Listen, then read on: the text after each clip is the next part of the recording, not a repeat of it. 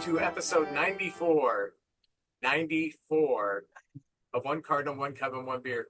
JJ, our 100th episode will be taped, recorded, that's a good word. Oh, Will be recorded on September 17th. oh, And we want to have a big panel. So if you want to be on the panel for the 100th show, let JJ know, let me know. And we want to, kind of keep it like to me and JJ and like uh, eight other guests, seven other guests. I'd give us nine. That would look good. That'd look like the Brady Bunch on Zoom. That'd be pretty cool. So, Amby Davis, if you're out there, we'd like you on this. Robert Reed and Florence Henderson, I know are dead. Um, and I really don't like Cindy. I don't want her on. you're not big on her? Yeah. Um, Marsha's always welcome.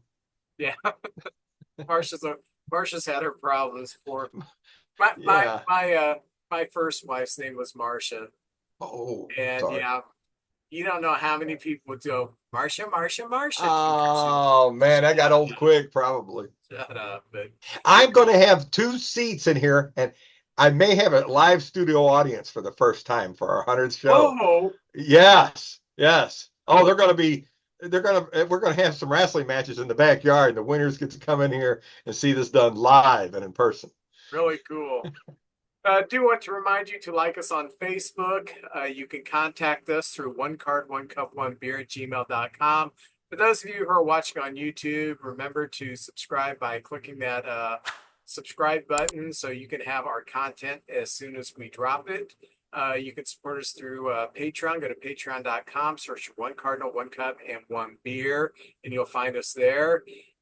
If you do want to be a guest on one of our panels, specifically the one on the 17th of September, let us know. You can contact us through the email. You can send us a DM. You can leave a comment somewhere. You know how to get a hold of us by now, Yeah, come on. especially JJ. JJ's Yeah, got so many friends. I'm out and about. I'm a hermit. I don't have friends. So by proxy, you all are my friends because you're JJ's friends and you're all my friends. And there's some of you who are just Yeah, I don't out there. you're just out there. You just found us somehow. That's pretty cool. So anyway, JJ, how are you doing? Really good. Vince, I don't know if you've seen it yet, but I went and seen Deadpool and Wolverine. We're both big Marvel fans, comic book fans.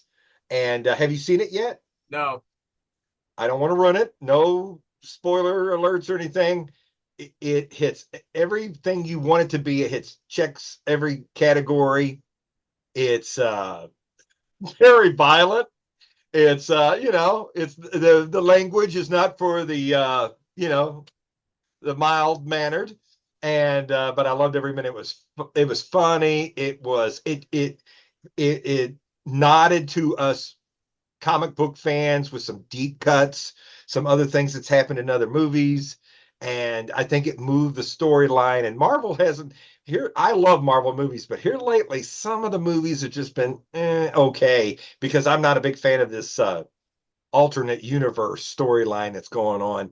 But this may have closed that a little bit, and we're going to get some good, I think, stuff going forward. So Hugh Jackman, it's good to see him back. And Ryan Reynolds, thank you for doing all this and making the best movie that he possibly could have made, and it was fun. So anyway, if you get a chance, see that movie.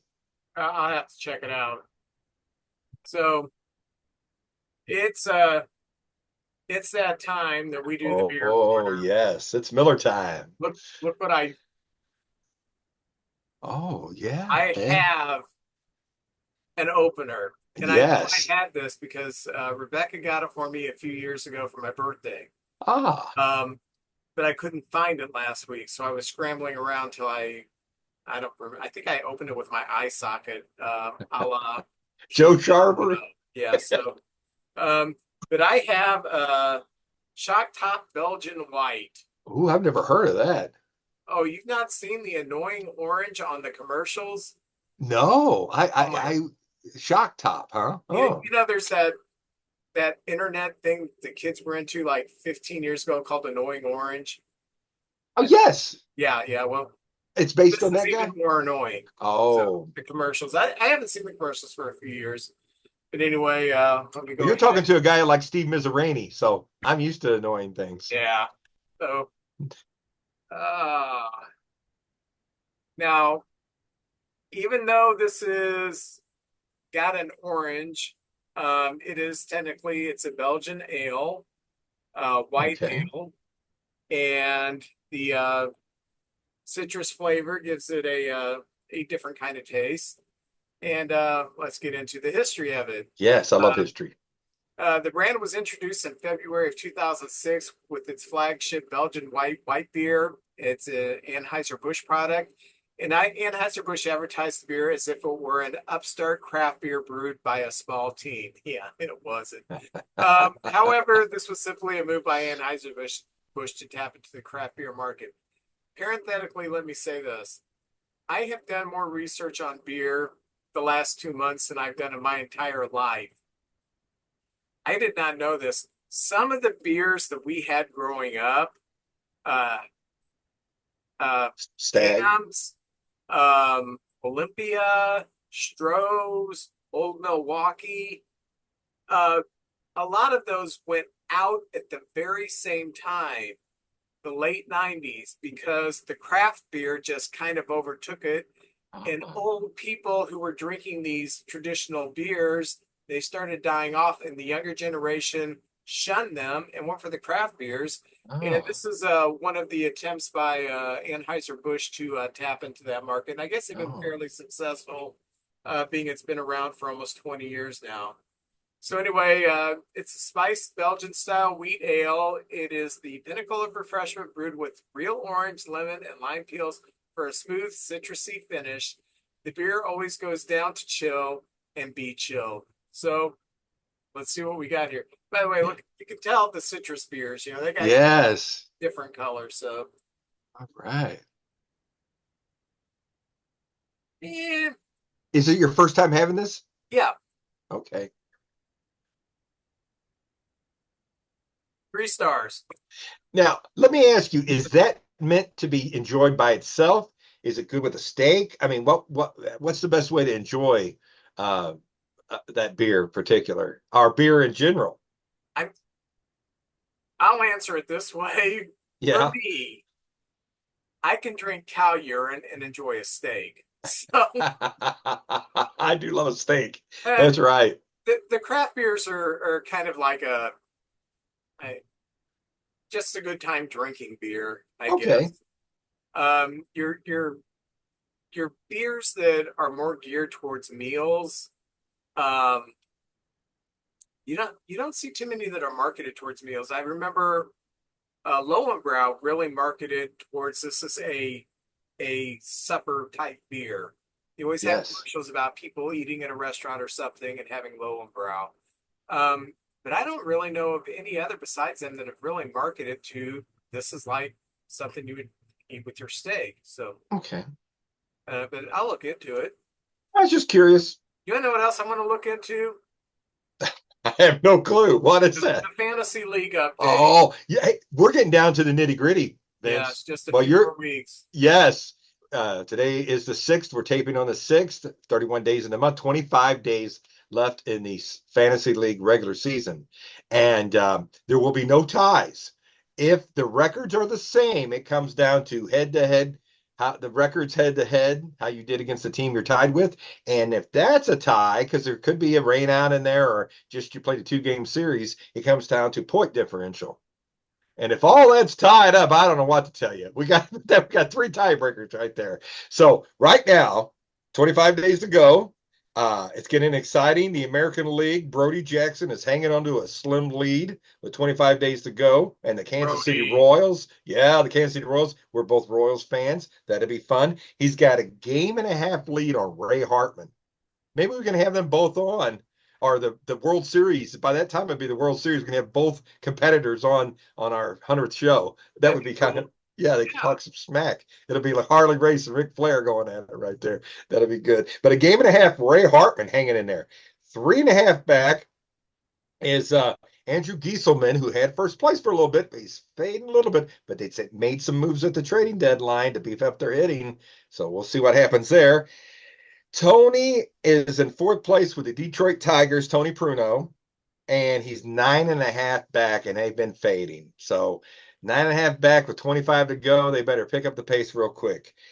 In fifth place, Candy Barks, our only female competitor. I love Candy, and she always is pulling for those Angels, but they have fell 13 games back. And in last place, Dan Rutledge and the Chicago White Sox.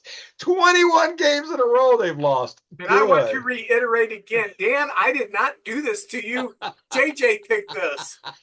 He loves when we give him sass. Like, good Lord, Dan, you better light a fire into them guys. I don't know what's going on. And now Dan with has the not, they have not won a game for 3 weeks. oh man, and they've come close a few times. And they're playing the Oakland A's now. You figure they'll squeak one out there, but the first one went to Oakland. So my gosh. Well, the way I tell you what, and with the new way they draft teams, the draft goes, they may not even get the first round draft choice after going. They're 27 and 88 right now. I 27 and think 80. if you lose over 110 games, you no lottery, you get the top pick. I agree. I That's agree. that's That should exciting. be, yeah, that should be a mercy rule right there.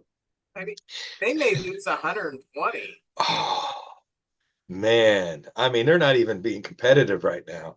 And then you see all the people they traded. We'll get into it later, but they're having great. They've done a lot of stuff for other teams, so there were good players on that team. I don't Yeah, know. So we'll see it's what it's happens this it's winter a with them. it's just a toxic environment. So 36 and a half games out with 25 to go. I think it's fair we wave the white flag on Dan Rutledge. Oh, all right. So you got Brody Jackson, American League, Kansas City Royals hanging in there, led by the great Bobby Witt Jr. All right. Now, National League, the Padres have taken over and started to run away with it. And that's Robbie Spear, our good friend Robbie Spear. And he is 4 games up over the Cardinals and Pirates, which are Kevin Lee and Dennis Rose. So 4 games back. It ain't the end of the world, but it seems like the Cardinals are staying about right there, and the Padres have gotten hot. The Cubs, 7 games back, and that's Larry Wilde. And then you've got the Nationals back, and they're starting to fade. Tom J, love you, but the Nationals have they had a little fight in them, but they started to fade now. They did a lot of trading away of some of their talent. So 10 games out, and the the National League version of the White Sox, not quite as bad as the Colorado Rockies, and that's Brandon Schmidt. They are 20 games back with 25 to go.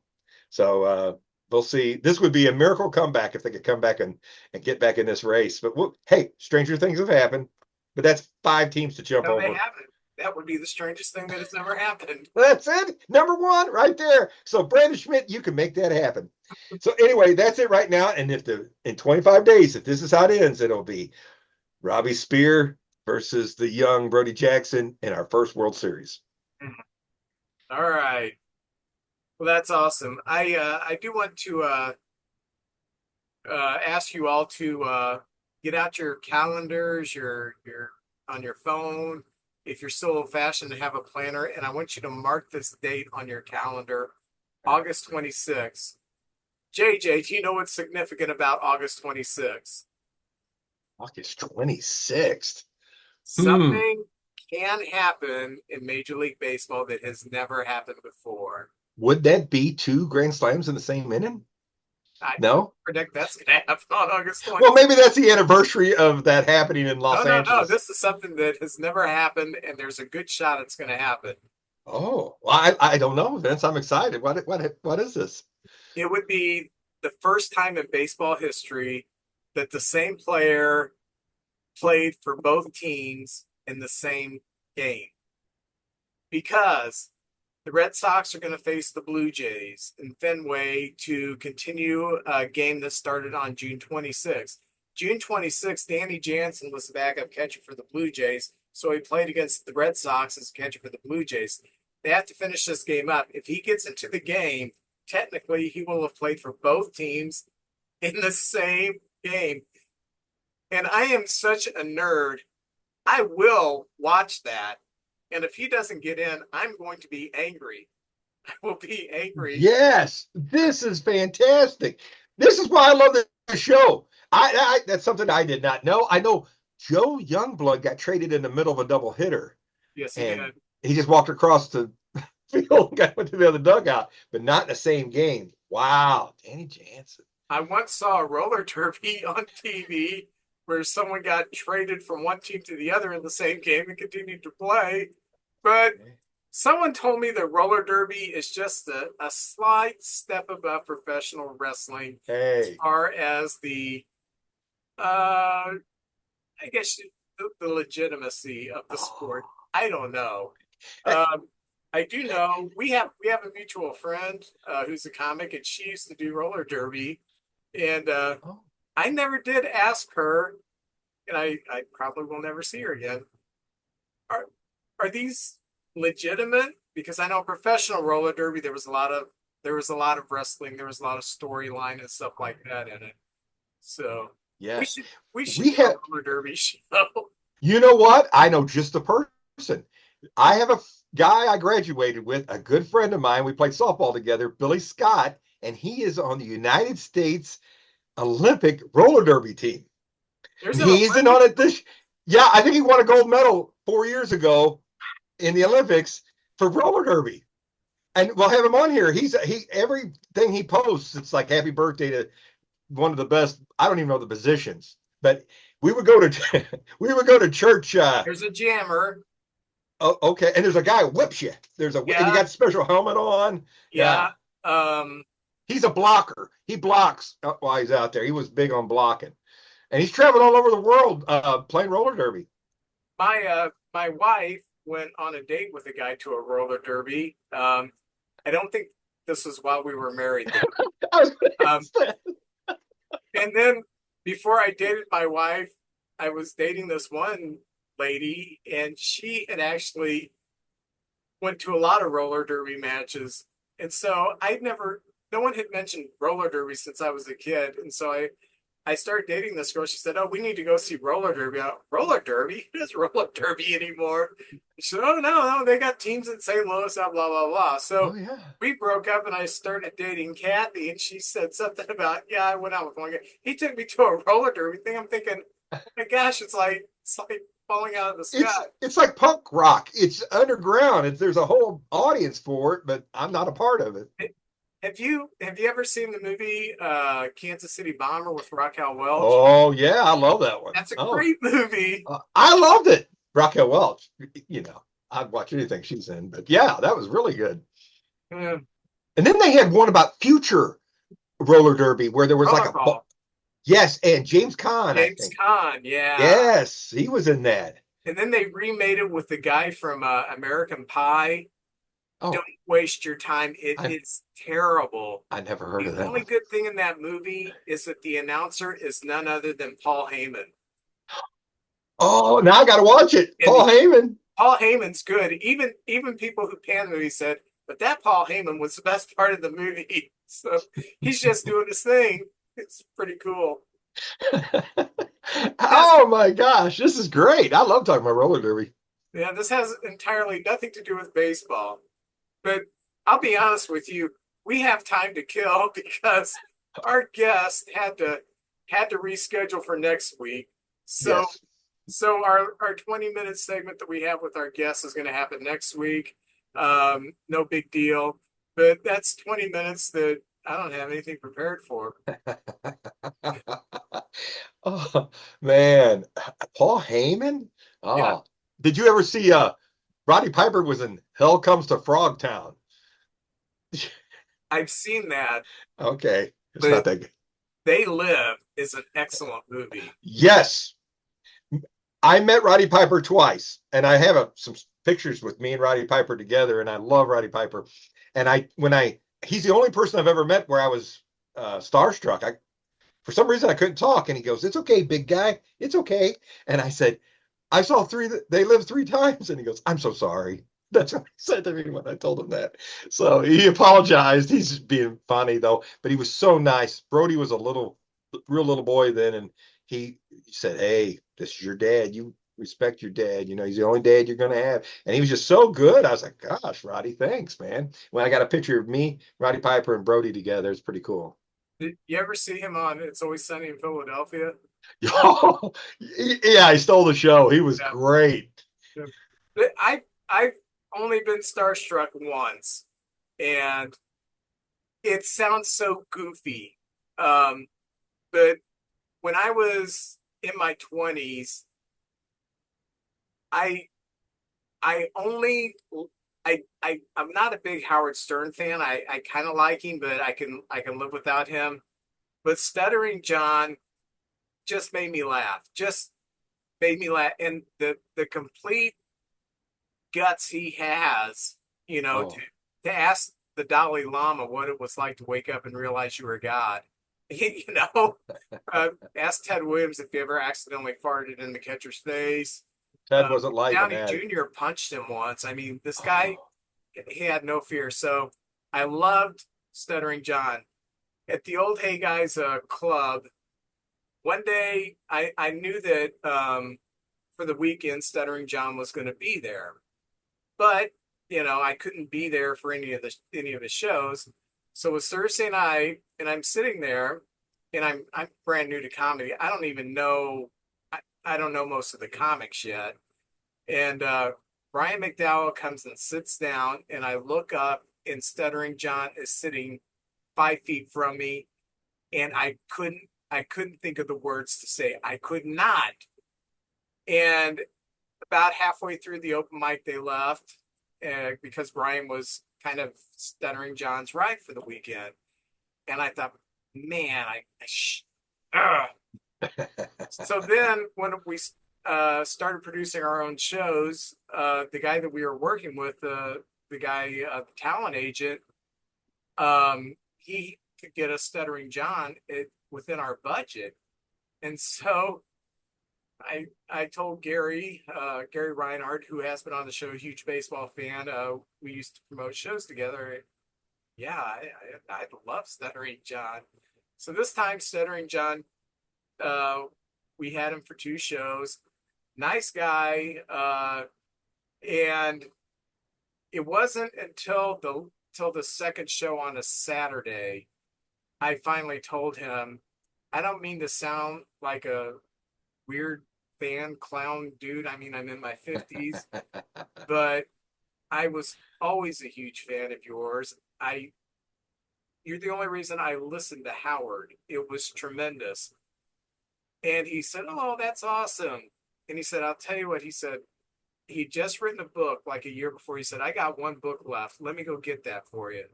oh, So he gave me a book, and he signed it and everything. He was just really cool. Um, So that's the only time I was starstruck, but I did have a chance to redeem myself and not look like a stuttering idiot.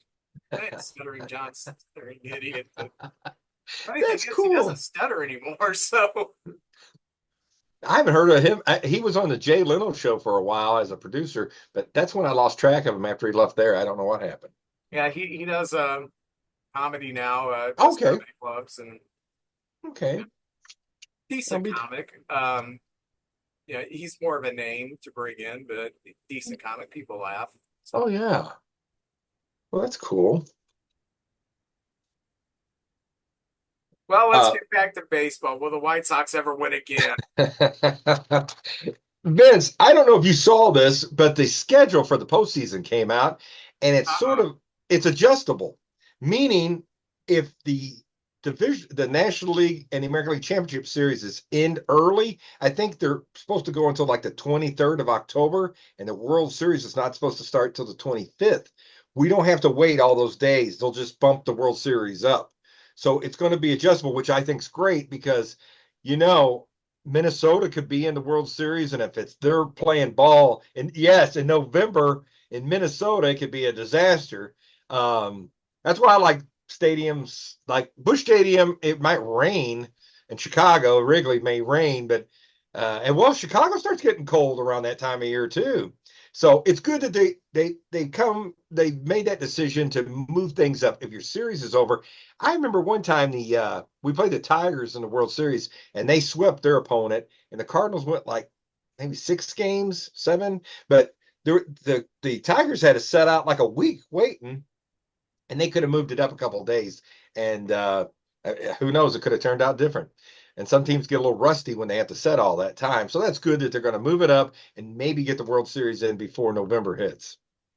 Yeah, I don't know why Minnesota didn't build some kind of a I don't either. retractable roof or something because I've been to Minnesota in the fall and the winter, and it's brutally cold.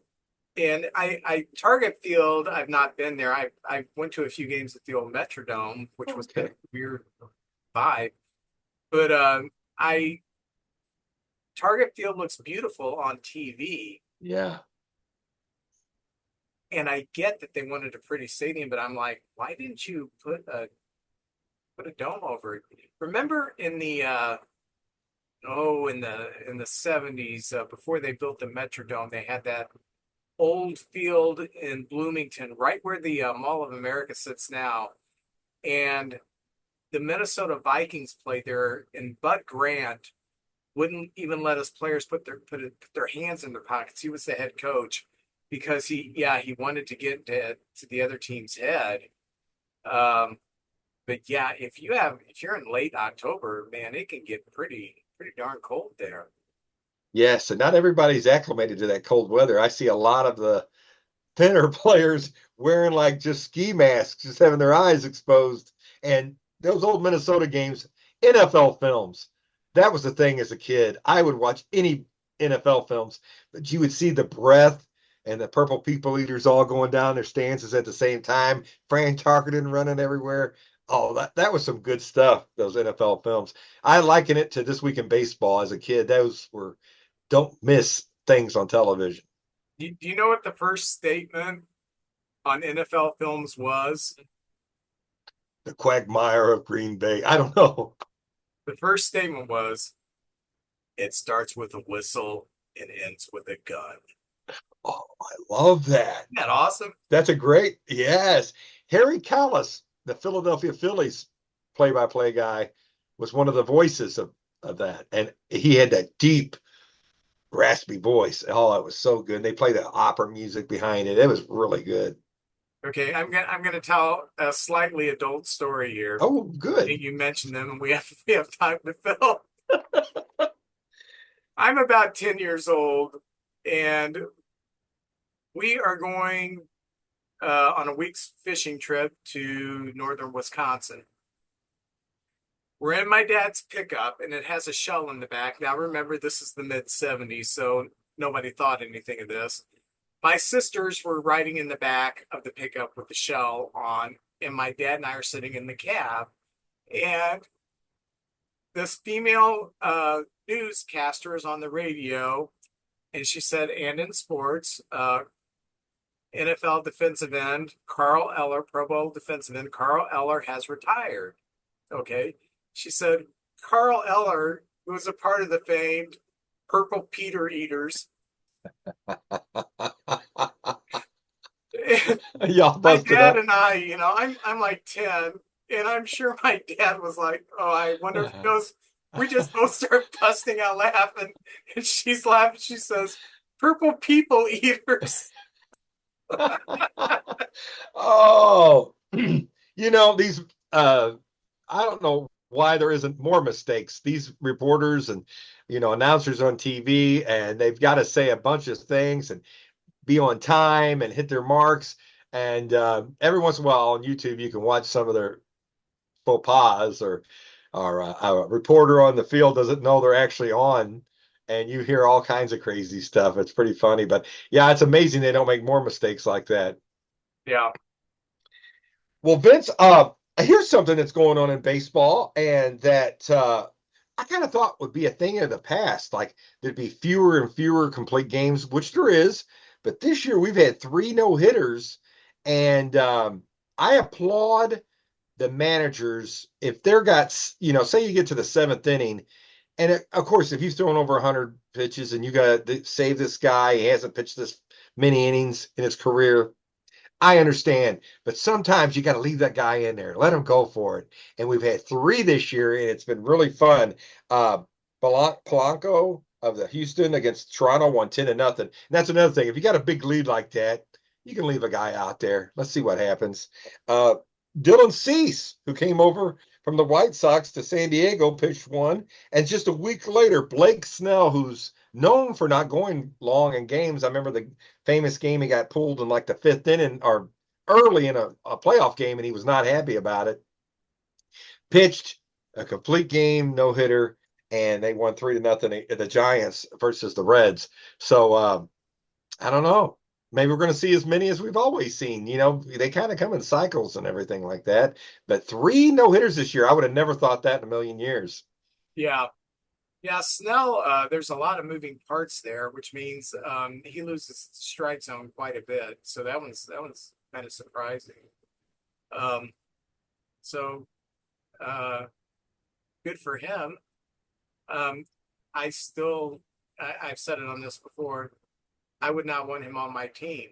Because I like strike throwers. It drives me bananas when a pitcher is out in the fifth inning because he's hit 105 pitches because every batter went 3-2 and he walked four of them. You know, it's just yeah. I what I loved about Greg Maddux, a- any pitcher who is up 0-2 now on a hitter, there's no reason to swing. No one's swinging a strike 0-2. None. I would just like to see a player throw a 90-mile-an-hour fastball right down the middle and watch the hitter watch it go by on an 0-2 pitch because that's what would happen. Nobody swings 0-2 because nobody throws a strike 0-2. But I like about Greg Maddux, yeah, I'm going to try to get him out in three pitches. Okay, either a ground out or if it's a strikeout, I want it done in three pitches. And that's why Maddox had like I think he walked eight guys in his entire career. I mean, it's tremendous. He did have good walk to strikeout ratio. You're right though. They nibble, they go down there and you get 0-2, you're not getting a strike to hit and just make them chase one.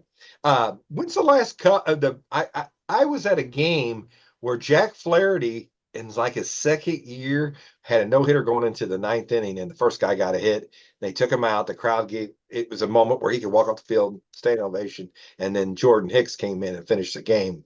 And that was exciting. I was at that game. I thought, oh, we're going to see history. And then it came short. Miles Michaelis just a couple of years ago got into the ninth inning. I think he had two outs in the ninth and gave up the hit. Oh, that hurt so much, but it was fun.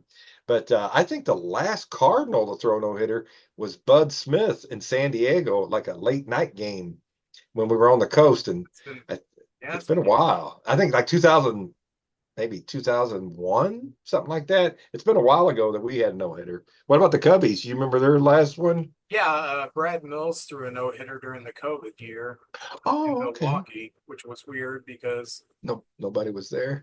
nobody was there. But I was actually listening to that game on the radio. I was on the road, and being there was no crowd there, they had to keep reminding us that hey, he does still have a no hitter going.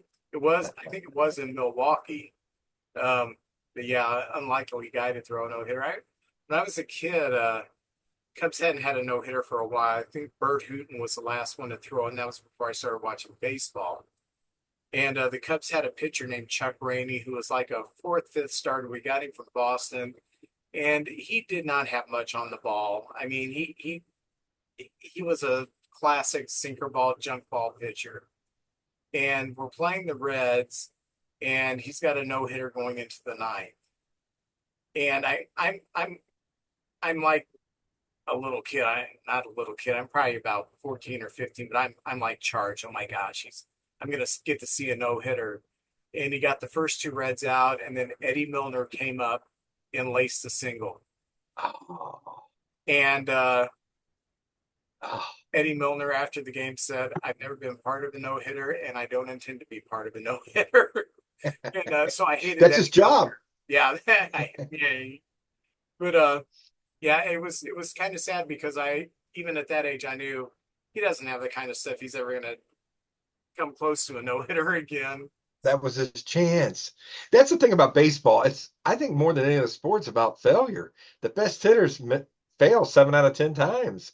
Uh, Sometimes you think, oh, yeah, I got one in the gap. And then Pete Crow Armstrong comes flying through and nabs one. And, oh, just takes it out of your way. Or you overslide the bag and they tag you on the other side. Just so much heartbreak in baseball. I remember the play I remember more than anything last year. It looked like Burleson had won the game against the Cubs, and your outfielder uh, starts to Brockman, talk. Oh, that catch over the he'll do wall. it again this weekend. I know, I know. And you know what? I heard his interview after the game, Vince. You it, you can't help but like the guy. What a nice guy. Wish he wasn't against my team, but good for him. He seems like a great guy, but that play where he caught that ball to me represented everything that was about the Cardinals last year. We were at times it looked like we were going to get something going, and then a play like that would just, it wasn't our year. Was really wasn't our year last year. But what a player, and that's just baseball for you. Ups and downs, and a lot. You got to be able to deal with failure to be a good baseball player. I truly believe that. Yeah. Well, I was looking at the IL, and Evan Carter apparently is out for the season now. Oh, The Rangers have really faded, and they got a shot at finishing under 500 as World Series champ. And it makes you wonder how much of that is the World Series hangover, and how much of that is the result of injuries because they have been beat up a lot. Um, Kind of a weird year out west whenever you're looking at Houston, who has dominated, Texas, who went in as a wild card, and it's unless one of them gets red hot, it looks like it's the Mariners, who up until the trade deadline had absolutely no offense. It looks like they're going to win this thing. Um, so just kind of a strange year out west in the American League. Do you think the Rangers are done? No, I just right now they're just struck. They're scuffing. I think they beat the Astros last night. They're having a. We love the Cardinal Cub rivalry and all the history and the stories that go along with all this great history. But I tell you what, since they moved the Astros over to where the Rangers are, that's a great rivalry. Texas is baseball. That's a big baseball fandom in Texas, and they've had some really good games. And finally, the Rangers caught up to where the Astros were last year, and now that was a great series. I don't think they're done. They've got a lot of talent on that team. I don't know if they're going to get it right, but Seattle's sitting there and not running away with it. So that could be a fun 2 months with them three teams battling out. They got a lot of veterans, and I tell you what, this time of year, sometimes a young kid doesn't know he's not supposed to. He's supposed to be frightened. They just play all out. But they've got a lot of veterans, and I like a veteran team this time of year that's been there and done it. And both of those teams are veteran laced. Seattle just, I don't know, they're good, but it just hasn't gelled this year. So I think that one's up for grabs. And I think anybody in our division can still win it. I I think the Cubs could get it together. Your pitching is fantastic, and I'm not impressed by Milwaukee. They're good, but they're not great. And I think anybody in our division can still win that division. They wouldn't surprise me if the Pirates won the division. So hang on, this is going to get good. Yeah, I have a theory about the Brewers that they've played over their head with the chip on their shoulder because Counsell left for the Cubs. And that can only take you so far. And it seems like since the All-Star break, they've looked a lot more like the rest of the division. So it could be up for grabs. Who knows? Um, but I found this interesting. Do you know that there have been 22 pitchers who won the Cy Young Award that year were not all-stars? And I would remember, have the thought Cy that. Young Award's only been around since the mid '50s, so it's not 22, like one that of these awards that's been around, since the turn of the century. Was there always a National League and American League, or at one time was it Now, at just one time, it was just one, I think, okay? throughout the first 8 or 9 years, and then they combined. Um, there's been 22 pitchers that have won the Cy Young Award and not invited to the Wow. All-Star game. How That's about happened that? twice to two players. Jim Palmer twice won the Cy Young Award and was an All-Star snub that year. Wow. With Saberhagen twice won the Cy Young Award and was a snub both of those years for the Oh, All-Star game. great The trivia. last time, first time it happened was Don Newcomb with the Dodgers, Okay. and the last time it happened was just last year when Blake Snell won the Cy Young, but was not an All Star. So, um, there's been this argument that's been going on since I was a kid, and it fades, and then it comes back, and then it fades.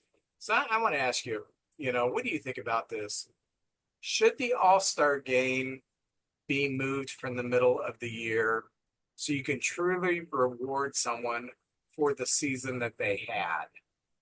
Because you get a lot of all stars. Now, I was just looking at pitchers at this point in time, but you get a lot of all stars who don't make the team because they've had a bad first half, and they come on, they have a great second half, and they have an all-star caliber year when it's all said and done. And then you have the other situation. You have guys who have an insane first half, and then the second half they, fall off the table. Right, 2013 or 14, Brian LaHare of the Cubs made the All-Star team. I don't remember him. Yeah, that's what I'm saying. He had a really, really good first half, and then the second half, he within like a month after the All-Star game, he couldn't get time pinch hitting. He just fell off the face of the earth. I think he finished out his career in Japan.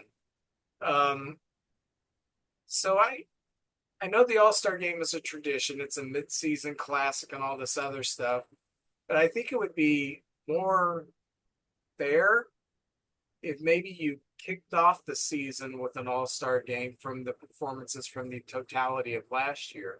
I'm not advocating putting an All Star Game after the World Series because that would be ridiculous.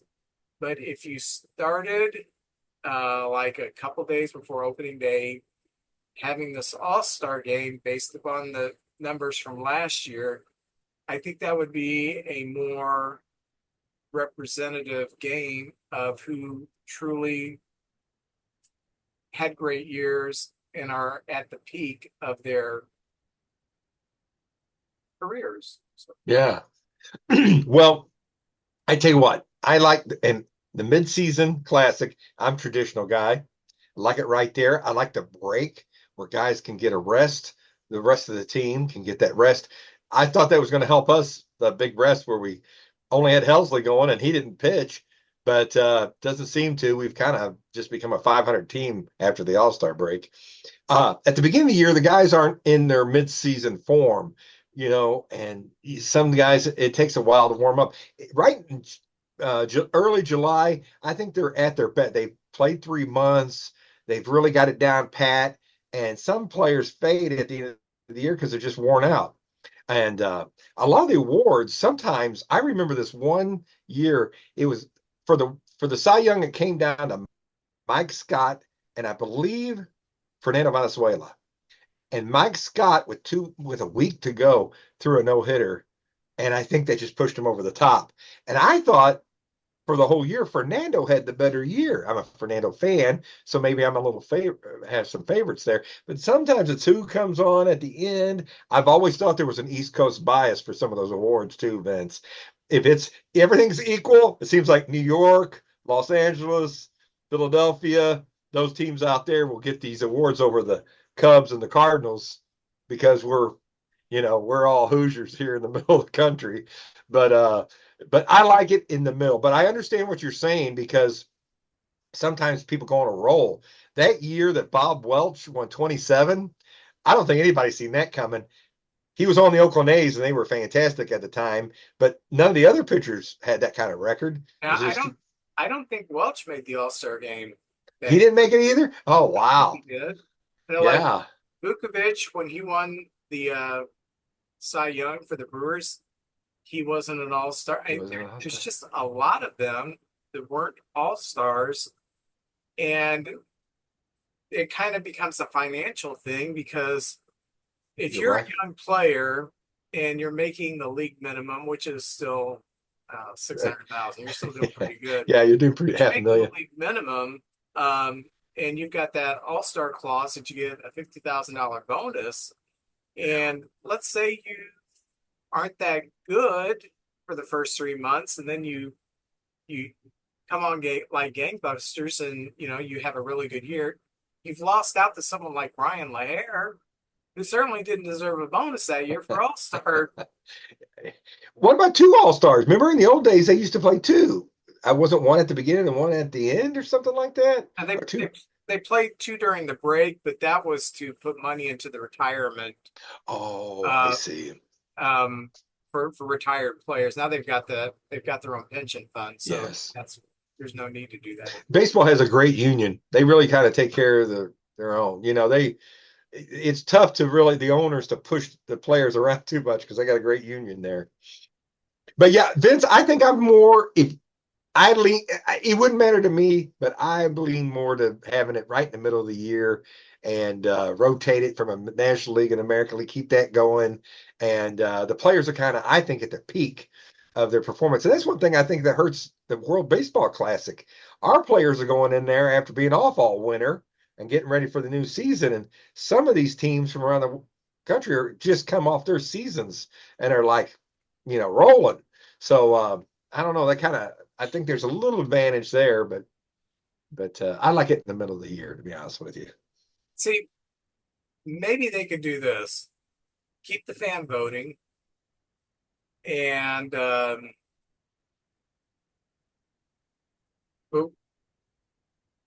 give more weight to your named players who maybe aren't having a good first half. Um, you know, for instance, let's say that Mike Judge, Aaron Judge, Mike Yeah, Judge, I know who you meant. butthead guy. Um, let's say that Aaron Judge has been injured and he's, you know, battling injuries in the first half. He's hitting 220 and he hasn't played much, but he has 8 home runs and 22 RBIs, and no one's paying attention to him, and he didn't get the fan vote. I'd rather see him be chosen to play than a Brian Laher. You know, Yeah, Make, he's a star. He's yeah, yeah, get the stars in there. And the thing about what I'm looking at here was there were some pitchers that were anomalies. Vukovic was not a Cy Young pitcher. I mean, you look at that Cy Young year, he won 18 games and had a 3.5 ERA. It's not like he did great. It's just that it wasn't a great year for starting pitchers. But Jim Palmer's a Hall of Famer. There's twice he won Cy Youngs and wasn't even uh, chosen for the game. It's kind of like you got to be kidding me. Brett I wonder if that was like Saberhagen, Billy not a Hall Martin. of Famer, but in his prime, Brett Saberhagen was one of the top 2, 3 pitchers in baseball. Oh yeah. So Sometimes I wonder if a team tells them, "Hey, uh, we want to rest him, pick somebody else," or is it like a thing where I could see Billy Martin, if he was the all-star manager, he might say, "Hey, we ain't taking no Red Sox that we don't have to take." Who knows? Billy Martin was crazy, so there could be a little of that in there too. I don't think only maybe a few players, but I could see a team saying, "Hey, this guy needs he's got some issues. We're going to rest him." Maybe I don't know.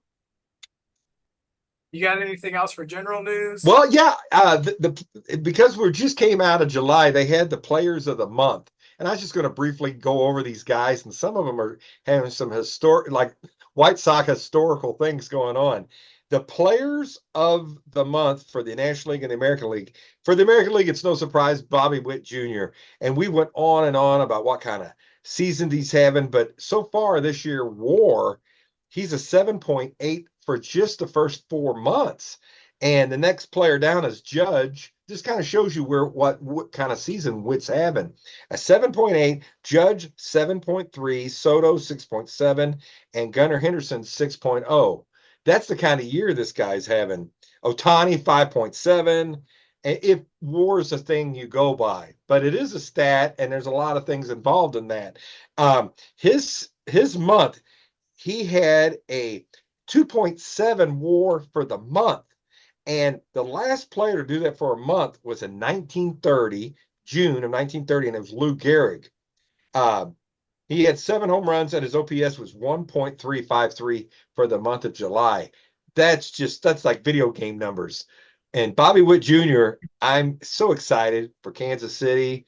And this kid, he's the first player in his first 3 years to be in the 2020 club. I don't know if he's the first player, but he's been in the 2020 club his first 3 years. So that's just amazing. I just wanted to highlight him. Vince, I'm ashamed I didn't know some of these guys. The National League Player of the Month was a guy named Britton Doyle, an outfielder for Colorado, who had 11 home runs, 19 extra base hits, and he hit 333 with 27 RBIs. I never heard of this guy. I don't see many Rocky games, and usually there's about 5 players I really watch in that team. Ryan McMahon being one of them. I always like Charlie Blackman and a few of those guys, but I never heard of this guy. So keep an eye on him. Put him on your radar. He was the National League Player of the Month. The National League or the American League Pitcher of the Month was Taj Bradley from Tampa Bay. He had a 3-start starter, no runs, 7 hits over 20 innings, 24 innings scoreless streak, and hitters just hit 160 against him this month. I never heard of Taj Bradley. I don't know how long he's been up. Have I you? don't think we faced him Oh, okay. because it's not ringing any bells. I do remember Doyle playing when we played the Rockies, but of course that was like in April. So Yeah, and so I had to look up all these guys. I try to keep up on things, and I thought for sure I would have heard of some of these guys, but of course Bobby Wood Jr., but Taj Bradley, and this shows you Tampa Bay just keeps coming up with these young players. I tip my cap to them. I wish there's a part of the Marlin or the Devil Rays I respect that the Cardinals I wish had more of. And what it is they're not afraid to move on from a player if they think their minor league players are ready to come up. And right now we're kind of got a log jam of some older players and players that maybe need to move on or go back down and bring somebody else up. And the Cardinals, it took forever. We've had years where there was obviously this guy shouldn't be in the starting lineup anymore, and the Cardinals wait forever or the bullpen until they make a move, until they bring some other guys up, and sometimes it costs us the season. And that's what I like about the there's Devil been the Rays. argument that one of the problems with the Cardinals last year is they kept marching Molina out there, and offensively he'd been eroding for years, but defensively his skills just weren't up to snuff anymore. I watched the Cubs do it with we what our problem is we're very selective on who we give big contracts to, and sometimes we'll give a big contract to a Milton Bradley, Hmm. and like this year, I can't argue with his defense because his defense has been very good, particularly since after the first month of the season. But Dansby Swanson, just we're stuck, and he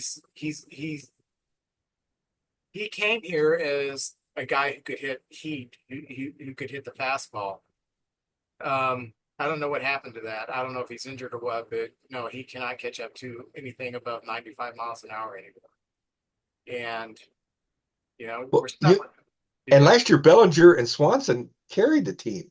They were phenomenal. You couldn't get them out last year. They were, and this year, yeah. Well, I love Goldschmidt, but this year he almost, and now he's hit a little bit here lately, but he's only hit like 232. And 2 years ago, him and Arenado were in the top 3 for the MVP, and the young guys weren't hitting. And now it's those guys. So, you know, uh, Anyway, that's what I like about the Devil Rays. They're not afraid to move on, bench a guy, send him back to the minors, and it seems like they're always developing these new players. You turn around, I was like, "Who's this guy?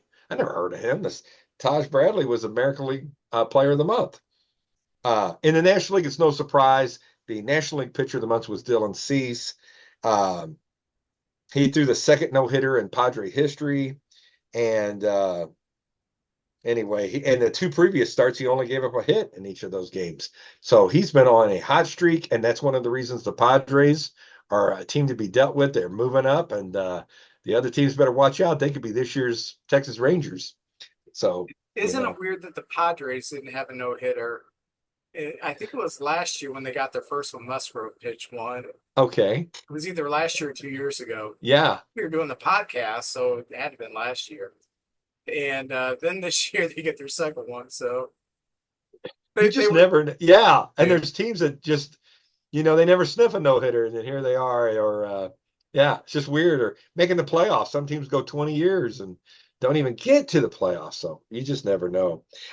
Rookies. Here's some names for you.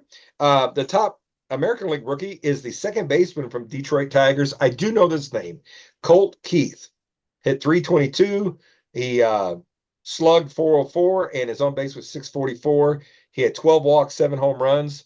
Good for the Detroit Tigers. It's good to see some new rookie. Good to see they have a good player out there, and I think they got a lot of potential. They haven't lived up to this year, but they got a lot of potential. The Tigers, and the National League rookie of the month was Tyler Fitzgerald, a center fielder, and he had 5 games in a row where he hit a home run, and he homered in seven times in 8 games. So look out. I didn't know any of that.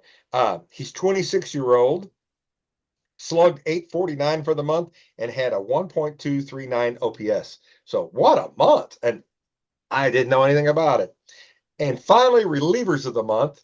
And this guy, I think, is the best reliever in the game, the American League, Emmanuel Class from the Cleveland Guardians. This guy is another level. One of the big reasons I think Cleveland and San Diego have the best 2 bullpens, and this guy's the anchor of the Guardians. And this is the second time he's been the reliever of the month, and 6 times since 2023. So that's a guy you should be paying attention to because he's doing phenomenal things. And finally, in the National League, it's a guy that was with the Marlins, and he's over in San Diego now. Like, they need help with their bullpen, and his name is Tanner Scott. And I knew the name, but what a month. 9 2/3 scoreless innings with 1 hit, 15 Ks in 9 2/3 innings. And he has a 1.18 ERA. And anyway, that's been fantastic. So I just wanted to salute these players that were player of the month, and half of them I didn't even know, Vince. Didn't even know they existed. Didn't even know they were there. I hadn't even seen a baseball card of them. Okay, so what's going on with Cardinal news? Well, I tell you what, Michael Ciani is hurt. He's on the 10-day DL, and I tell you what, I like this kid. He's tough. He gets hit with a pitch. His elbow swole up. I think the last time we played you guys, he got hit in the elbow. Just one of those things that happens, swole up. He came back the next day and was playing some defensive replacement, has played world-class defense out in center field. I think the best bunter I've seen in a long time. He's had like 15 bunts and I think 8 for hits this year. He's fun to watch, and his batting average has been coming up, and now he's on the 10-day DL, and the Cardinals call back up Victor Scott, the second. Not much on the hitting so far this year, but he's been playing very good defense because he's so fast, and he made a diving catch the other day to save a run, and I love watching this kid. I think he's got a bright future, but again, the Cardinals have a lot of outfielders. Also, let's see, Lance Lynn has some inflammation in his right knee, and he will be out for a while. And then the Cardinals are constantly sending guys down and bringing guys up from Memphis. Roycroft went down, and this Lotus young fella came up to be in the bullpen, and they're sort of like the 8th guy in the bullpen. So we'll see what happens there. Hopefully he catches fire. But we have a guy in the minor leagues, and this is what I was getting to a while ago, Vince. We have this kid that was player of the month down in the minors. We got him in the Montgomery trade, and this is one of the reasons we traded Tommy Edman. Thomas Sagis. He's a second baseman. They say he is a lot like Brendan Donovan, but with power. And this kid, he was June Player of the Week, August Player of the Month. Um, we're very excited about him. He's 22 years old. He hit 349 this month, had 29 hits, total bases 49, six doubles, four home runs, 14 RBIs, and 13 runs scored. We're very excited about him. He's in Memphis now. He's just a step away from the big leagues. He's a second baseman, and the Cardinals have been getting killed because our right-handed hitters haven't done much this year. Left-handed pitchers have been killing us. And as a matter of fact, Tampa Bay is sending out this young left-hander tonight because we can't hit left-handers, and that's come down to the four right-handed hitters we have in there. And Sagis is a right-handed hitter. I'd love to see him up, but the Cardinals, if anything, we could have, I hate to say it, but let Brendan Crawford go, or or send him down, or Matt Carpenter. But no, they're left-handed back, and they could have brought this kid up who I think could have made a big impact on our team. And we fall in love with the veterans, and they want to keep Sagis down until the end of the year. I'm not sure, but this kid. Why not take a chance? We're a 500 club since the All-Star break, and I'd love to see this kid in action, but I don't think it's going to happen. So Yeah, anyway, that's I kind don't of want to jump ahead, but no. speaking of Brandon Crawford, in that which game was it? I think it was Saturday's game when we decided we were gonna just walk you guys back into the game. Thank you. Um, when you sent up, the Cardinals sent up Crawford to pinch hit. I knew the inning was over. I knew we were going to get out of it. He hasn't hit for 3 years now. He is about, was it 3 years ago? He was an all-star. And after that season, he's eroded. And I'm surprised the Cardinals have hung on to him because he's not like a Cardinal institution. He's a giant Right. institution. But we'll get to that. So Yeah. Yeah. I think because Tommy Edman, there was a chance he was going to be a center fielder or a shortstop. They didn't know when was going to come in and do what he did. And he was sort of like a safety valve, that last guy. Plus, he's a veteran, and they are good with the young players. And the Cardinals have a lot of young players. I mean, I know people see us as a team with Goldschmidt, Arenado, and Contreras, but most of the teams and the starting pitching's old. But besides that, we got a bunch of young guys on our team. So it's good that he can come in there, take him under his wing and talk to him and show him how to be a pro and all that. But really, he hasn't added to the team much at all this year. And I'd love to see a Thomas Sagis in there. And Vince, I went to a game with Dan Rutledge, the Chicago White Sox manager, as we call him here. And the fans were yelling, "You should have retired a year ago." They were awful. And I'm like, come on, Brandon, get in. And he just weak ground third back to the pitcher. It was sad. So anyway, but the week we taped last Tuesday, and that was the trading deadline. And Tommy Pham is a Cardinal now. We got that Armstrong kid in the bullpen, and we got the pitcher from the White Sox in our starting rotation. So we got some new blood on the team. We started out on Tuesday, and we beat the Rangers, the world champions, 8-1 in St. Louis. And it was 3-1 after 3 innings, and then Mason Wynn led off the game with a home run off of Max Scherzer. And that's another. We talk about these veterans. Max Scherzer is not the guy he was, 4 years ago. He's a big name. Maybe he'll find glimpses of that, and that's what these teams are taking a chance on.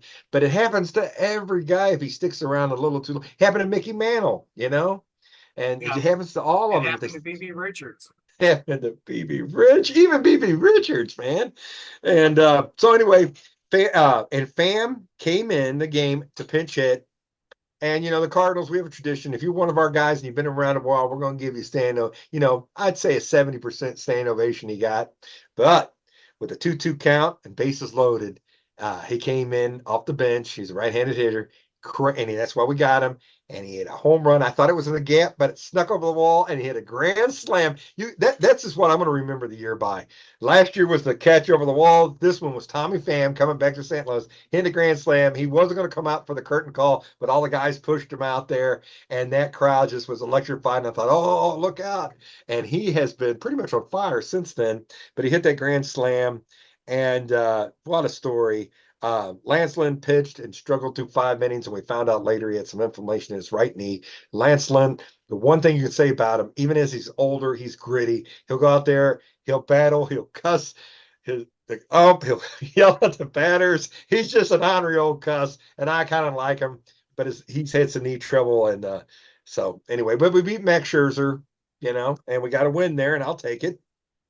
Wednesday, we play the third game of the series against the Rangers. They won one, we won one, and we won 10-1. And we have one of our young names in the minors came up and pitched, Michael McCreevy. And I think he pitched a real good game, but I also think he had an advantage because, Vince, you know this, when you're a young kid coming into the big leagues, they don't have a book on you.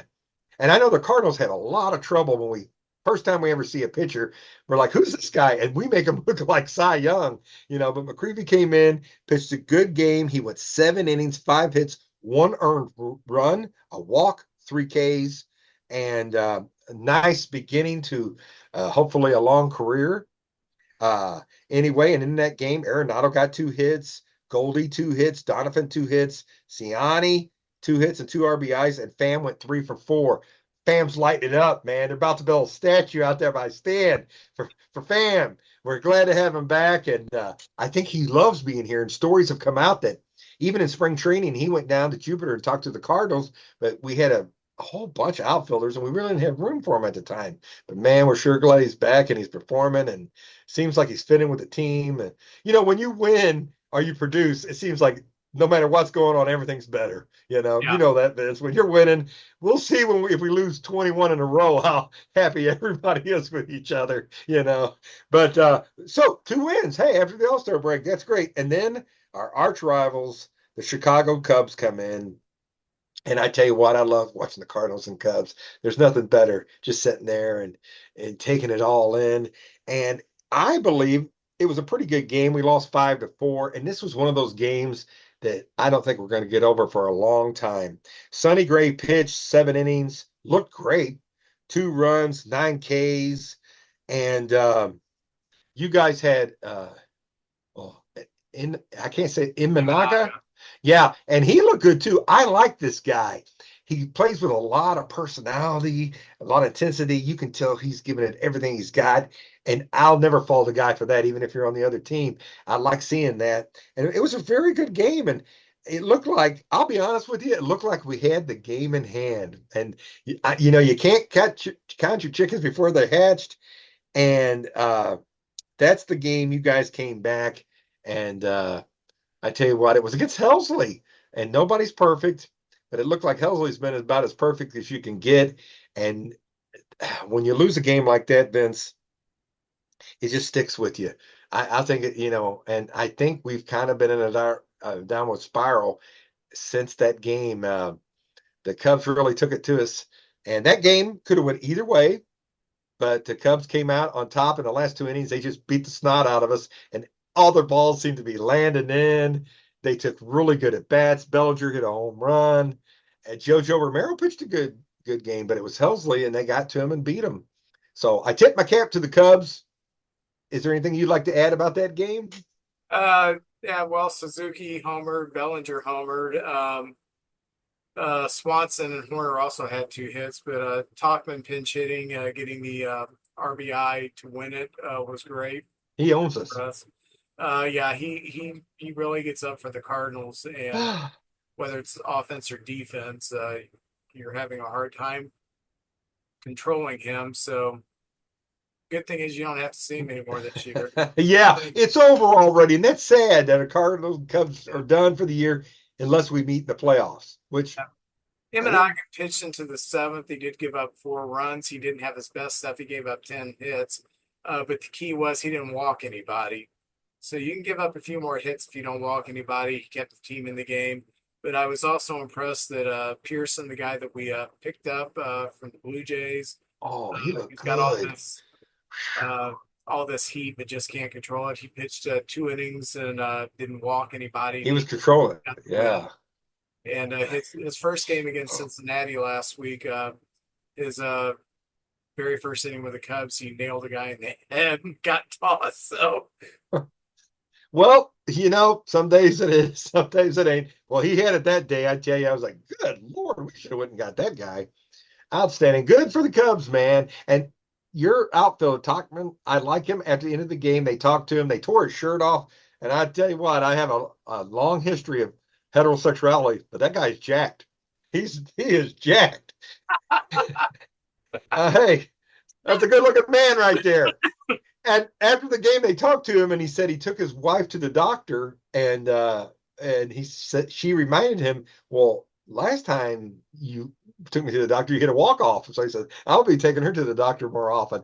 That is what's great about baseball. Little stories like that. And what a great guy.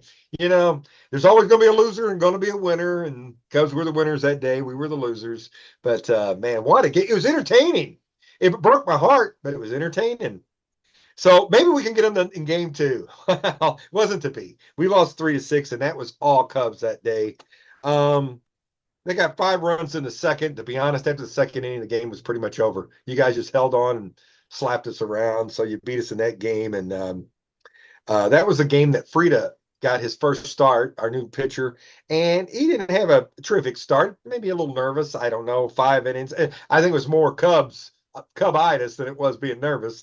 well, But five we innings. had seen him earlier in the year, so there was no surprises there. We knew Ah, I see. I see. Well, 5 innings, 5 earned runs. We only got 4 Ks, and we lose. And I tell you what, the bullpen came in, did pitch good. The bullpen pitched good. Armstrong, we got the first look at him. I like him, Libator and Leahy. And I believe that was Assad pitch, and that's another one of your pitchers. I really like that kid. yeah, but when you look at Assad, he doesn't make it past the fifth inning ever. Uh, Against you guys, he pitched 4 innings and gave up what's it, 97 pitches, 3 walks, 3 strikeouts. He gets a lot of deep counts, and that's why I see him more as a bullpen in the long range than as a starter because yeah, he's got stuff to get people out, but it's not great stuff. And there's a lot of 3-2 counts, a lot of 3-2 counts because he doesn't have the stuff to just blow it past people, so he does have to nibble a bit. Um, so yeah, I was happy that we won. I wish he would have stuck around for another inning or two. Really happy. Christian Betancourt, who was basically on the scrap heap, we picked him up. He's done great for us. He's gunned out a couple of runners. oh, yeah. He gunned out Ellie De La Cruz last week trying to steal third. And then he comes up and he hits that 3-run home run in that game to kind of put it away. So very happy with what we've picked up there.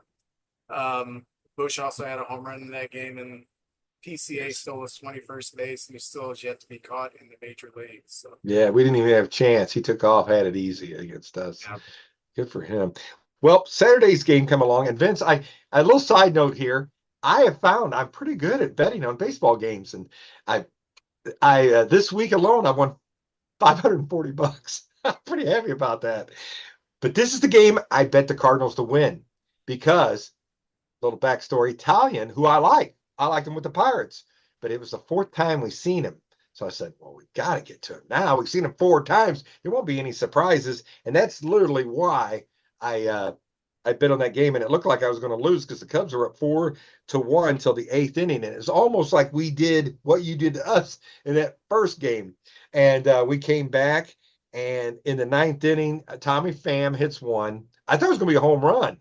Then I thought you guys were going to catch it. And it went off the wall and he hit that. He got the third. But there was a play I want to go back to. It's the Pete Crow Armstrong play. It looked like your second baseman was camped underneath it and he called him off and then it fell. And that just totally changed the whole dynamic of the game. But I will say this, that can happen to anybody. And I've seen some Cardinals in April where we had plays where 2 players, maybe even in that triangle where they all run out there and nobody took charge. And what I like about this Pete Crow Armstrong kid, he's not afraid of like, I got it. Now that time he didn't have it, but I rather you error on aggressiveness than be passive and like, oh, I don't know, maybe you got it, maybe I got it. So I like his aggressiveness. It didn't work that time for him, but I bet you 9 out of 10, 99 out of 100 times he'd make that catch. It just so happened the baseball god shined on us that day and it fell in and we came back. So I think there was a lot of luck in that game. I think the Cubs had us where they wanted us, but just a few fluke plays, and that's baseball for you, happened because I thought they were going to catch that Pham triple also in the ninth inning. And the only other thing I have to add to that is Donovan had 3 hits and that Pham triple. And that's really all I had to say on that game, Vince. I was starting to get optimistic, like, oh, maybe we got that magic coming. But anyway, we'll talk about that more later. Yeah, the play where Paredes threw the ball, he's got to put that ball in his pocket. And I Oh, think that he yes. does put the ball in the pocket, except he's with his he's with a new team, but he was drafted by the Cubs in the international draft. He feels like this is Oh, home. So I think he wanted to. We all have done this as kids. oh We yeah. dream we make the big play to win the game. You play it out in your head, and it's probably something he's played out in his head. Oh man, I lunge and I got the ball going towards third base dugout and turn around. I fired a strike to the first base. He usually would put that ball in his pocket, but the adrenaline's going, the excitement's going. You're playing your rival. He threw it away. Concerning the triangle ball, there's a couple things that are a problem here. When I was first couple years I played baseball, I was a middle infielder, and my coach, I'm 9, 10 years old. My coach he was the best coach I ever had, period, on any level. He taught us if there's a pop up and you get it, you don't scream mine.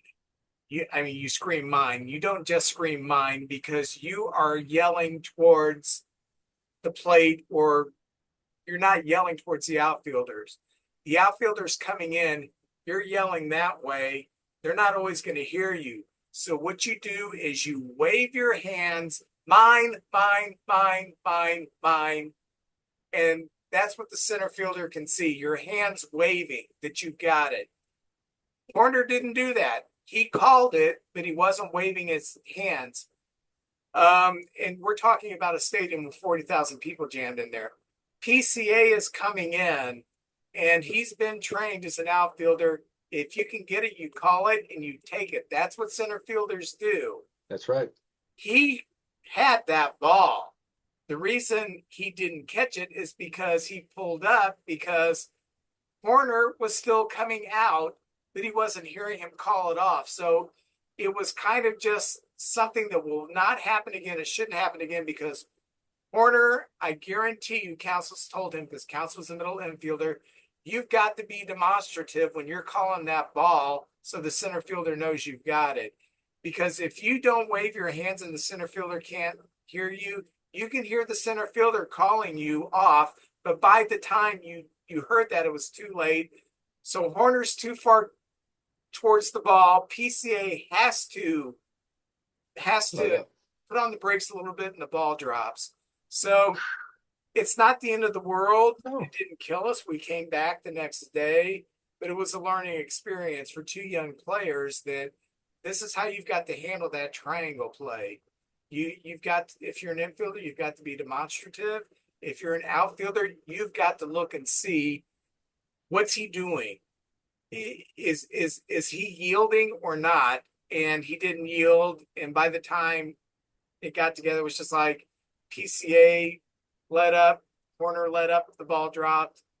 And God, we know that God loves the Cardinals more than the Cubs, which is evidenced by your 10 World Series champions, I 11, love it. and our two. So Yeah.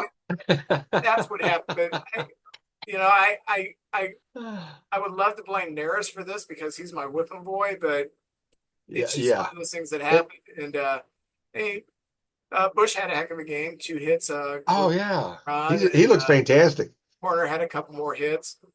It was a good game played by both teams, and it just ended bad for us on a free play. So, eh, And I but Vince, that play, there could be foreshadowing that one day when you guys are when the team's a little stronger. I'm not bad mouthing the Cubs at all, but we're all kind of in the middle right now. We're kind of, we're solid teams, but we're not up there with the big boys and we're not down at the bottom. But one day when our teams are stronger, that play could be they learn from it and that won't happen again. They'll because I think the Cardinals did something similar, but we were passe, and now they've worked that out, and things are much better for us in that triangle area. And that's a rough play. I've seen people butt heads in there. I've seen people cut the legs out. you see it 10 times a season. Oh yeah, oh Um, yeah. Most teams have it happen at least once a season to them. It's not like it's just it happened at an opportune time for the Cardinals. And Shoot. when it dropped, the first thing I thought was, okay, PCA shouldn't have let off, but I understand why he didn't let out. And then in the post game show, I think it was Cliff Lloyd when he was doing the post game show for Marquee. He actually brought that up, and when I saw it, he has to wave off the center field. He's got to be more demonstrative. That's the first thing Cliff Lloyd said was Warner's got to make sure that the center fielder knows I've got it. And you can't just say, I got it, I got it, I got it. Outfielders are used to yelling, I got it, because they got a big space. Infielders generally don't yell it because they're right next to each other. I got it. So it was just one of those things that happened. It does. You see it a lot with the pitcher on the pitching mound because the whole infield's in. You got six guys in a small space, and everybody, and then all of a sudden you see him part and the ball lands. That happens a lot every year. Uh, I seen it this year. I can't remember when and where, but we finished the Sunday. This is now August 4th, and we lose 2-6. Uh, you know, Michaelis lost, and he only went 4 innings. It was not, and 4 runs and 4 innings. He didn't look particularly well at all. I will say this: there was a play, and it was a balk. It was the letter of the law. I always think of a balk as like you're sort of, well, first of all, you come to a set position, and then and then you don't, and then it's sort of like to deceive the runner or the batter. And I think PCA was in the batter's box so quick that he got caught with it, and it was. And I know he didn't mean to, but that's not the letter of the law. He did balk, so that kind of cost us right there. But that wasn't. We were going to lose. That was just a little piece of the thing, and I hope we learn from that too, because there was no pickoff play or anything like that. It seemed like he got set, and then he wanted to maybe adjust kick up some dirt or something, make it better. I don't know why, but anyway, he made a mistake. The balk call cost us, but we lost that game 2-6. But what was really good was Wynn hit his ninth home run, and we only got 4 hits and 2 walks, and then the Michaelis balk, and we just lost that game. There was 2 games there that the Cubs just beat us up, and that was 2 of them. The other 2 games could have went either way. I thought the game we won, the Cubs should have won, and the first game the Cubs won, I thought we should have won. But that's baseball for you. They came back, they beat us, and they beat one of the best relievers, Helsley. So to get 1 out of 4, I rather had 2 out of 4, but for the I'd way rather we have 4 out of 4, yeah, but I know. You guys could have easily had 4 out of 4, but that's how it goes. We're fading a little bit. We're just playing 500 ball, and then we ended the week horribly. We had a makeup game with the Mets. We're playing a lot of games in a row, and the Cardinals are playing some of the better teams in baseball. And to be honest with you, Vince, I just don't see it happening. I see us, and I said this about 2 months ago. I see us ending 4 games over or 5 games under, and just playing this way throughout the year. And a lot of our young guys getting experience. But the Mets came to town and beat us 6-0. Uh, uh, Manny the pitcher from the Mets. I have trouble with these names. Manea. He owned us 10 Ks.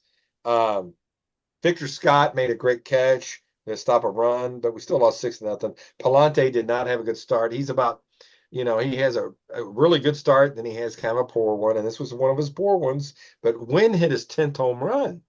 And this kid that we didn't know if he was ready to come up to the big leagues has really just exceeded all of our expectations. And it's such a pleasure watching him play short. I hope he's on the team for a long time to come. And he's one of those all-time Cardinals that plays for many, many years here. But the Mets scored one in the second, and then they got four in the fifth, and it was over after that. There's 5-0. They scored an extra run in the sixth, and it was over. And we really didn't put up much of a fight. The right-handers are not coming in. When we're at our best, we're battling the pitchers, fouling them off, getting them out of the game early. But this pitcher for the Mets, we just couldn't even hit the ball. 10 Ks, that's ridiculous. And anyway, so we end the week with 3 wins, 4 losses, and it's surprising after how poorly we played in some of those games that we were only 3-4, and we're 4 games out right now of the wild card. So I think if we did anything, we have a better chance of catching the Brewers than we do. As odd as that sounds, we have a better chance of winning the division than getting in the wild cards. There's just too many teams all bunched up in there to get in there. So that's it for the Cardinals right there, Vince. All right. Concerning Cub news, last week on Tuesday we lost to Cincinnati 6-3. Steele did not have a good game, but Bellinger did hit a home run. So it did start the week off good. Then we beat Cincinnati 13-4. We actually really beat up on Lodalo, one of their better pitchers. Half had 3 hits. Paredes had a couple hits. Bellinger had 3 hits, including the home run. Warner had a couple hits. PC had a couple hits. And Hendricks actually won the game, pitched 5 innings, 3 earned runs. We've talked about everything with the Cardinal Cubs series. I do want to add on Sunday's game. We Talkman, of course, hit a home run because he's playing the Cardinals. Amaya also hit a home run. Amaya's been playing much better since the All-Star break. PCA a couple more hits. He's starting to hit. I thought the deal with Sunday was that Steele was really on, and the ball that the home run he gave up in the first inning was barely in the basket. So it's in any other ballpark, you guys are shut out that game because that ball's caught in that right center field. So you just ran into Steele pitching at the top of his game. I do also want to say this. I thought it was really cool that they had Tommy Pham mic'd up, and I thought he was very engaging. And I loved someone asked, what punishment would you give for someone in fantasy baseball? I thought, that's kind of funny. Last night, the Twins came and they showed up to Wrigley Field and they played. Apparently, we did not show up because we lost 3-0, even though Hendricks pitched good. PCA hit a double. That's the only good thing that happened. So, and that was a week in our games. Let me find my notes. He's getting better. PCA has really made a steady increase in getting better and better as the seasons went on. Yeah. One thing I do want to bring up with the Cubs, Kevin Alcantara, the Puma, or excuse me, the Jaguar. My cat's mixed up. The house cat. No, the Jaguar. James Trianos, second baseman, and Matt Shaw, third baseman, have all been promoted this week to AAA. And that means our top 6 prospects now are all at AAA. That's about where we were a few years ago when we had Bryant and Baez and Schwarber and all these guys. We could see them coming, and then they get to AAA. They're going to start trickling in. So that's a little exciting. It gives me a good reason to watch If we do fall out completely, I'm still going to watch because I do want to see some of these guys come up and see what they can do the last month of the season. Also, we went 4-3 this week, and game above 500 for the week. And if we, for the rest of the year, for the week, we're just one game above 500, that'll take us to about 83 or 84 wins, which could get us in the playoffs. So it's not like, we have to go crazy. Um, the good the good thing is that the teams ahead of us, I don't see anybody getting on fire and running away. Bad thing is we do have like 18,000 teams ahead of us we got to climb over, so that's going to be difficult. But it's not all lost. It's very improbable. But hey, I'm going to have fun watching the end of the season anyway. So Me too.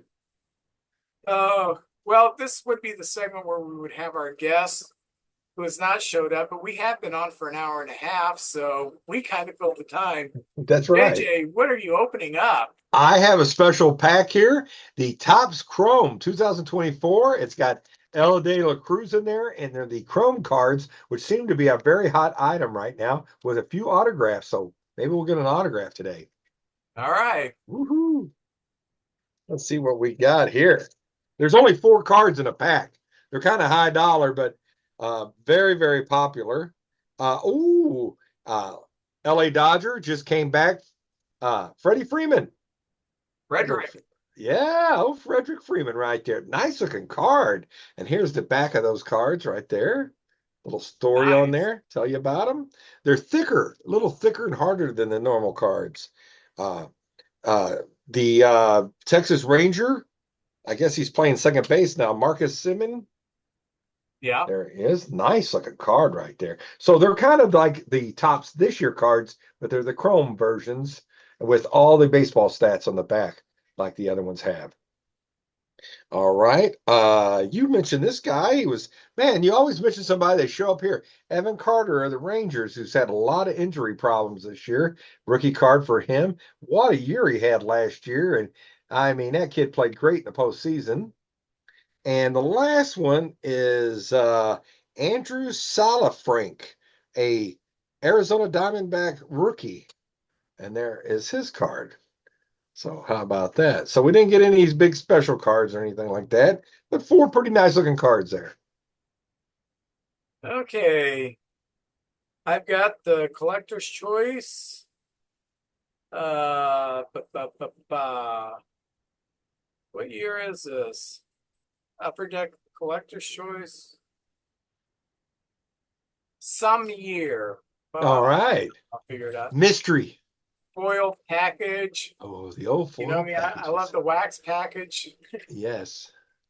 But I do know that these are going to be much better looking cards than what I usually have. Good photography. They had great photographers. All right. I will say one Hall of Famer. All right. I'm going to go, you know what? I don't know what year we're dealing with, but I'm going to say 3 Hall of Famers. We are dealing with the 1990s. 1990. All right. I'm going to say 3. Former Royals pitcher, former Angels pitcher, now a commentator on the radio side. I think he's on the TV side for the Angels. Mark Gubasa.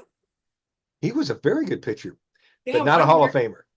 1 year, 20-8, 270 ERA in 88. Yeah, he had a really good year. They had good pitching back then. The Royals were loaded. Yankee shortstop Wayne Tolleson. I remember him. Yankees were not good. Pitcher for the Chicago White Sox, Eric King. Yes. Caught the ball in mid-flight. Very nice. Oh, cool. Former Ranger third baseman, good power hitter, Dean Palmer. Oh, yeah. Not very non-traditional pictures. There he is with the bat behind him stretching. Yeah. I like that. I like that. It says rookie there in the corner. Very nice. Oh, this guy had a lot of hype. I think it was in the Yankee organization when the Pirates got him. Brian Fisher just never lived up to it. Yeah, I don't remember him. Yeah, I pitched a couple years for the Yankees, and best year was 11-9 for the Pirates. So, Okay. I'd take it if I ever made it to the pros. uh, for the Mets, infielder Keith Miller. I remember him. Yes. Oh, a guy who could have been a Hall of Famer. There was a 162 game stretch that encapsulated 2 seasons where Okay. this guy hit 47 home runs and stole 98 bases. Whoa. Can you guess who it is? 47 home runs. This is okay. So be in the 80s. Kirby Puckett? Nope. Oh, he's in the Hall of Fame. So who would this be? A power hitter? That, Who stole a ton of bases. oh, Jose Kasenko? Eric the Red. Oh, Eric the Red. He was fantastic. Yeah. Great defensive player, too. And former catcher for the uh, Tigers, Matt Noakes. I remember Noakes. Yeah, he was one of those 20. Yeah, he had 32 home runs one year. I knew he had one year where he just kind of exploded. Good player. Uh, A good Former Oakland outfielder, also spent some time with the Cardinals, Felix Jose. Oh, yes. We a lot of expectations on him, and he just turned out to be good. One of my favorite characters. And I love the name. He's a pitcher for the Red Sox, Oil Can Boyd, and that's actually what they got his name as, Oil Can Boyd. Love it. He was always a jovial, just loved playing. Short career, but man, he was good. When Wade Boggs had his issues with Oh, sexual infidelity, and he said he was a sex addict, Oil Can Boyd earlier that season, the uh, the Red Sox made him go to counseling for anger, and he had a great line. He said, "I get mad. They send me to counseling. We got a guy on the team who admits he's a sex fiend, and nobody cares." yeah, Oh, what the heck, man? Hall of Famer, One. Bing, bing, bing. and he also played for the Cardinals. Larry Walker, Love Larry early Walker. years with the Expos. I love the Yes. card. Big part of our good teams, man. Love that guy. Pitcher for the Indians, now the Guardians, John Farrell. Man, he's got some good teeth there. Look at that. One of the Nasty Boys, Norm Oh, Charlton. Man, that year they were just shut us down. Myers, Dibble, Charlton. Oh, the guy from Memphis, brother of Elvis, Jim Presley. Hey, he didn't have the mutton chops like the king. You probably saw him play when you were out there, didn't you? Listen to Oh, this. Nobody okay. remembers Jim Presley. Listen to these years: 28 home runs, 84 RBIs, 27 home runs, 107 RBIs, 24 home runs, 88 RBIs. This guy had some pretty decent years. Is it always Seattle? Yeah, yeah. Okay. Well, that's it. And They play so late. We don't see those games out there. pitcher for the Twins, Herman Gonzalez, spelled German, pronounced Herman. I don't remember. So I got Larry Walker. I'm really happy with You that. hit it I'm up. glad it's an Expos card. Yes. That's cool. Oh, and Which are now the Washington Nationals. I also got this hologram of the Anaheim Oh, Angels. yeah. I love that Yeah, A with so the halo. I will give that to you, and you can forward it to your friend Candy. All right. I sure will. I got her some Trout cards just so on her desk. She's got some baseball cards for the Angels. Well, JJ, it's been fun, Oh, it's been a good time. and I hope everybody enjoyed it. We'll get our guest back on. Our guest is Brad Gillette, um, owner of Boys Dream Hobby Shop. And Yes. on the 17th, he has Tommy Herr coming in. He's going to promote that, but I do want to give you at least a week and a half's notice to mark it on your calendars. 17th, Tommy Herr going to be in Caledonia. Be there.